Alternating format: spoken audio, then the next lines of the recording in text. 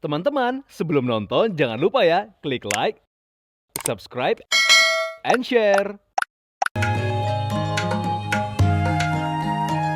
Pemirsa Wisma Habibie Ainun (WHA) dalam pribadi ngiras dalam kepresidenan Bapak B.J. Habibie lan Ibu Hasri Ainun Habibie samenika resmi kabuka kagem masyarakat umum.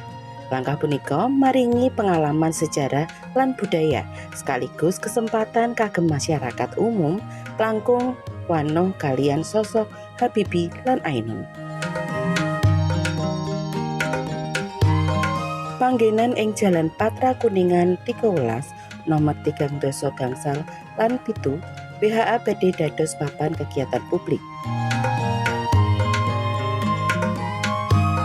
Masyarakat pikantuk kesempatan kagem ngunjungi ruang-ruang ikonik kados perpustakaan pribadi Habibie, area pendopo, papan dipunlaksanakaken pertemuan penting ing detik-detik ingkang nyarengi Indonesia, koleksi miniatur pesawat, lan maneka warni pengalaman berkesan sanesipun.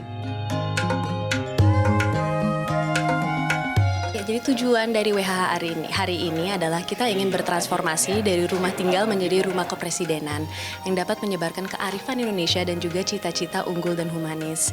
Pada intinya, WHA akan berubah menjadi rumah bersejarah yang menawarkan pengalaman yang luar biasa lah ke tamu-tamu agar mereka terinspirasi untuk menjalani hidup yang lebih bermakna. Oh, baik.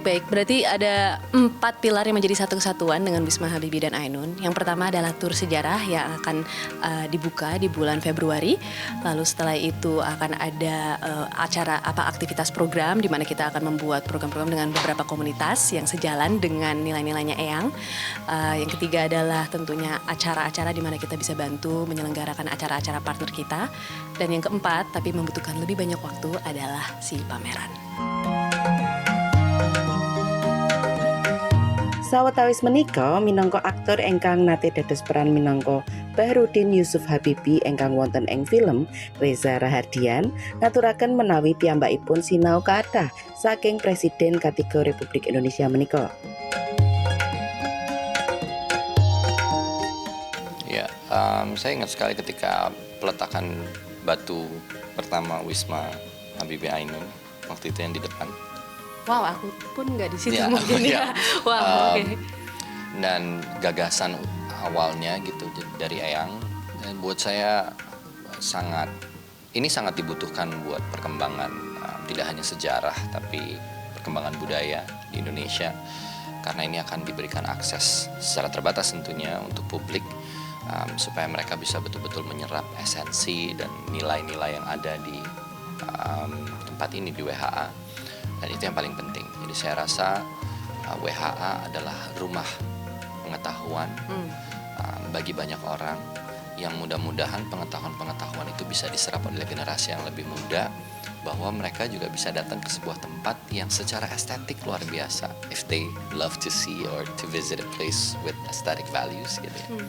Tapi juga secara ilmu pengetahuan, ya ini adalah tempat di mana banyak sekali pengetahuan bisa diserap, banyak filosofi tentang hidup, banyak pelajaran tentang cinta yang bisa dipelajari dari tempat ini. So there's a lot of elements. Kenapa saya bilang tempat ini menjadi tempat peleburan antara ilmu pengetahuan, budaya gitu ya. Di tempat inilah, and it's nice to call it a home, gitu, karena rumah itu kan lebih nyaman rasanya, lebih dekat gitu. Dan saya harap mereka-mereka yang nantinya akan datang ke sini, baik mungkin anak-anak muda, anak-anak kecil gitu ya, adik-adik kita di SD, untuk bisa mengenal sejarah lebih dalam tentang Eyang Habibie, tentang Ibu Ainun, tentang sejarah mereka berdua. Itu mudah-mudahan bisa sangat menginspirasi. Itu sih. Tentu mawon kawontenan Wisma Habibie Ainun menika dipun ajeng-ajeng saged dados media pembelajaran saking masa kepengker sekaligus inspirasi masa ngajeng. Sebetulnya sih yang paling penting kita harus mencari pertama keunggulan kita, tapi jangan lupa juga dengan akar-akar kita. Karena seperti yang sampaikan gitu ya, buat apa menjadi luar biasa kalau tidak bisa membantu keluarga, masyarakat gitu, dan negara. Jadi kita memang sebetulnya seperti yang Bapak saya juga bilang, perpustakaan ini tuh memang lumayan istimewa karena walaupun Eyang dikenal sebagai bapak teknologi, tidak ada satupun buku di situ yang mengenai teknologi. Di sini semua mengenai budaya, mengenai civilization, history. Kenapa? Karena sebetulnya Eyang memiliki visi bahwa ini adalah tempat di mana seseorang bisa mengenal lebih dalam lagi akarnya mereka, kurang lebih seperti itu. Dan mungkin itu yang saya ingin tonjolkan sebetulnya ke anak-anak kita gitu ya, know your roots.